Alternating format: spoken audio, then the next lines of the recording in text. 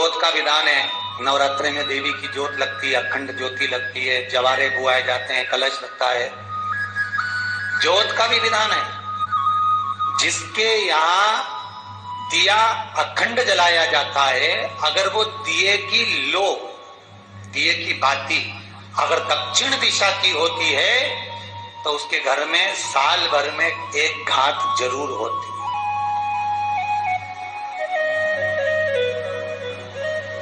जो दिया अखंड जलता है उसकी बाती का मुख दक्षिण का नहीं होना चाहिए। अगर आपने देवी भागवत का स्मरण करा हो, देवी भागवत को अगर सुना हो, तो देवी भागवत में स्पष्ट किया गया कि पूर्व की ओर मुख करा हुआ दिया, अर्थात पूर्व की ओर ज्योत जो जलाई जाती है वो संपदा की वृद्धि करती है। पश्चिम की ओर मुख कर जो ज्योत लगाई जाती है महाराज, वो वैभव को देती है। और उत्तर की ओर जो मुख कर ज्योत जलाई जाती है, उत्तर की ओर जो ज्योत का मुख रहता है वो आयु की वृद्धि करती है, घर में अकाल मौत को रोकती है। भगवान शंकर ने जब लक्ष्मी जी का विवाह भगवान विष्णु के साथ कराया था, तब लक्ष्मी जी ने धन्यवाद दिया था शिव जी को, आप मुझे आदेश दो कि मैं आपकी सेवा क्या करूं। शंकर भगवान ने कहा मुझे सेवा की जरूरत नहीं है। लक्ष्मी जी कहती है नहीं, आपने मुझे नारायण से मिलवा दिया, कुछ तो कहिए प्रभु। शंकर भगवान ने कहा जब प्रदोष काल हो, शाम का समय हो, उस समय पर बेलपत्री, पीपल और आंवले के नीचे लक्ष्मी तो कुछ देर के लिए विराजमान हो जाना। जो तेरे इन वृक्षों के नीचे शाम को दीप लगाने आए उसके घर तो पीछे पीछे चली जाना। बस इतनी कृपा कर दे।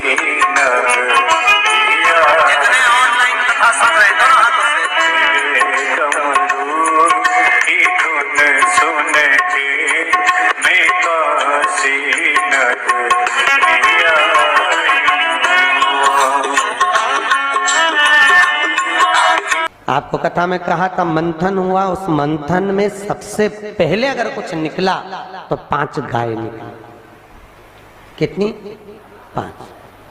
5 गाय निकली।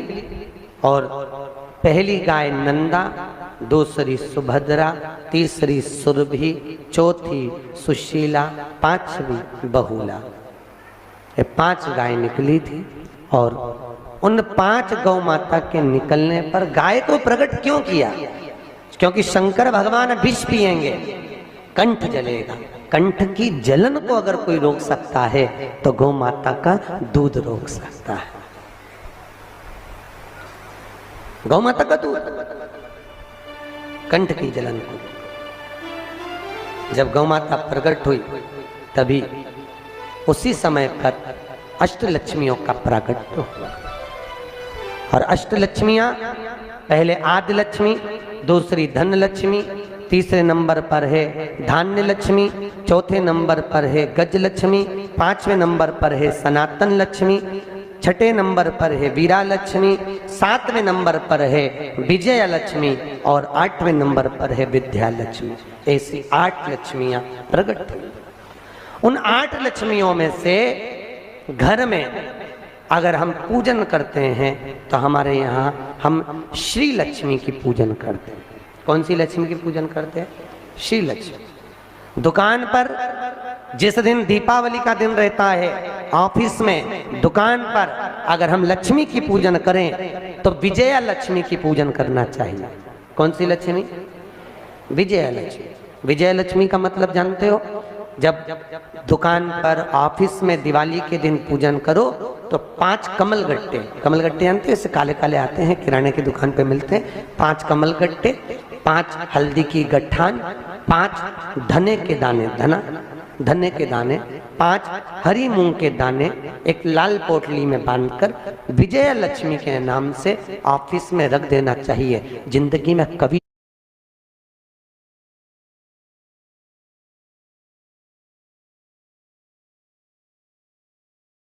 चौगने बढ़ते चले जाते हैं।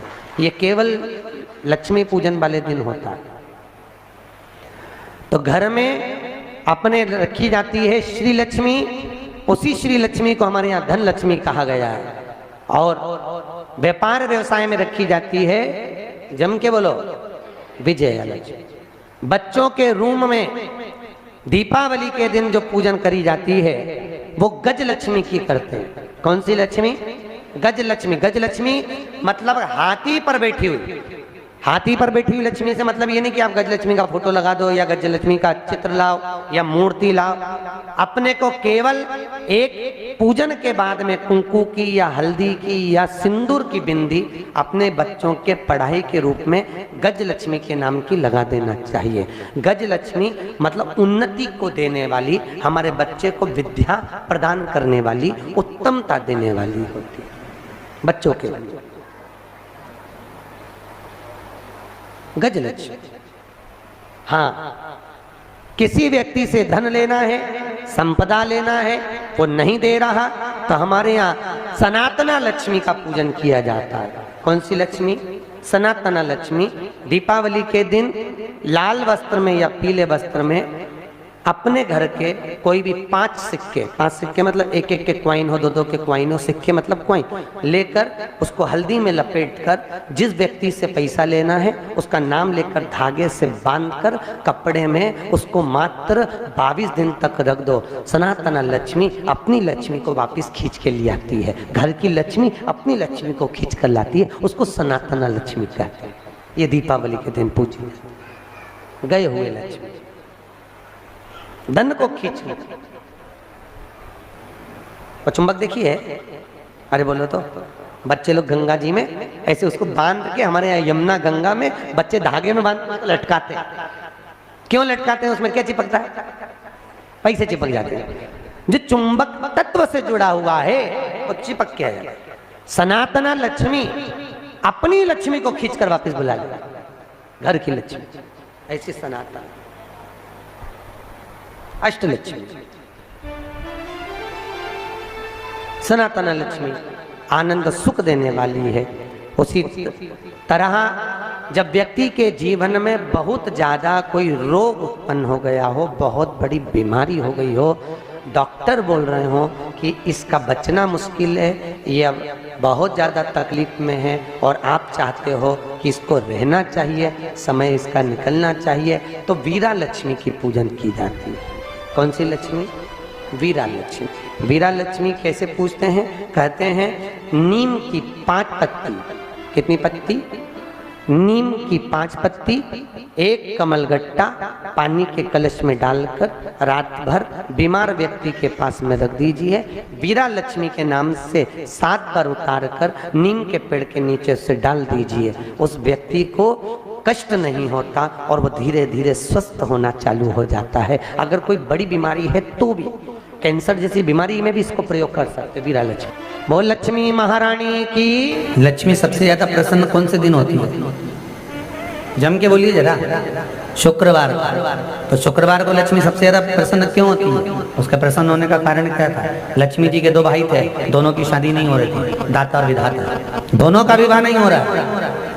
और दाता विधाता के लिए लक्ष्मी बड़ी परेशान थी। रोज नारायण से कहती थी, प्रभु कुछ कृपा करिए, दाता विधाता का विवाह नहीं हो रहा, उम्र होती चली जा रही है, इनका कुछ करिए प्रभु, आप नारायण आप कुछ तो कर सकते हो। भगवान नारायण ने तब लक्ष्मी से कहा, एक काम करो, बेलपत्री के पेड़ के नीचे बैठकर लक्ष्मी तुम अनुष्ठान करो तुम्हारे भाइयों के विवाह के लिए। इसलिए आज भी हमारे हिंदू धर्म की रीति है कि बेलपत्री के पेड़ के नीचे शाम के समय लक्ष्मी का वासा होता है। इसलिए लोग इस बेलपत्री के पेड़ के नीचे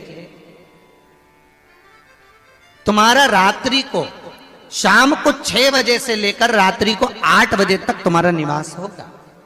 जैसे पीपल के पेड़ में देवताओं का निवास, आपको आप लोगों ने यदि पद्म पुराण पढ़ी होगी या सुनी होगी तो उसमें स्पष्ट कहा है। पीपल के वृक्ष की गणना ध्यान देना, पीपल के वृक्ष में सुबह 4 बजे से लेकर 7 बजे तक ब्रह्मा जी का वासा होता है। पीपल के वृक्ष में सुबह 7 बजे तक ब्रह्मा जी का वासा, 7 बजे से लेकर 10:30 बजे तक पीपल के वृक्ष में भगवान विष्णु का वासा होता है। कितनी बजे तक? 10:30। 10:30 से लेकर 11:30-12 बजे तक पीपल के वृक्ष में पितरों का वासा होता है। इसलिए हमारे यहाँ पितरों को श्राद्ध पक्ष में जो भोजन कराया जाता है वो 10:30 से 12 के बीच में कराया जाता है। 12 बजे के बाद पीपल के वृक्ष में दोपहर के 1:30 बजे तक आहूतों का वास रहता। आहूत कौन? जो गर्भ में शांत हो गए, जो कुंवारी अवस्था में शांत हो गए, जो जन्म लेने के बाद उनका विवाह नहीं हुआ और शांत हो गए, उन आहूतों का वासा उस पीपल के वृक्ष में दोपहर में 1:30 बजे तक रहता है। उसके बाद में प्रेतों का वासा चालू होता है, इसलिए दोपहर के समय पीपल के पेड़ की परिक्रमा नहीं होती। फिर शाम को 4 बजे से 7 बजे तक पीपल के वृक्ष में शंकर जी का वासा होता है, इसलिए शाम के समय पीपल की परिक्रमा नहीं होती। 7 बजे के बाद में पीपल के वृक्ष में रात्रि को 9 बजे तक कुबेर का वासा होता है। फिर 9 बजे के बाद में प्रेतवास चालू होता है पीपल के वृक्ष में।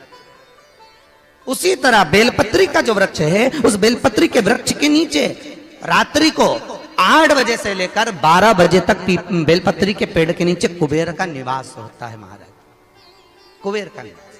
प्रयास करा करो इसी बेलपत्री के पेड़ के नीचे हम दीप लगाएं, घी का दिया।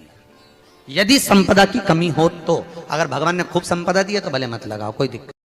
महामृत्युंजय मंत्र का यदि आप जाप करते हो और आपको मालूम पड़ गया कि शरीर में मुझे ये रोग हो गया है, मुझे शुगर हो गया है, मुझे बीपी हो गया है, मेरा ब्लड प्रेशर ऊंचा नीचा रह रहा है, कोई भयंकर रोग, मेरे रिश्तेदार को कोई कैंसर जैसा रोग हो गया, किसी को कोई थायराइड हो गया, किसी को कोई किडनी और लीवर में सूजन हो गई, किसी को कहीं किडनी और लीवर में तकलीफ हो गई, तो शिव महापुराण की कथा कहती है, नवग्रह शिव महापुराण की कथा कहती है कि बेलपत्री के वृक्ष के नीचे महामृत्युंजय मंत्र का जाप जो शुक्रवार की शुक्रवार घी का दिया लगा कर करता है, उसके रोग बाबा देवाधिदेव महादेव समाप्त करते चले जाते हैं। ये संजीवनी मंत्र शुक्रवार के दिन भगवान शंकर को शुक्र को दिया था, इसलिए उस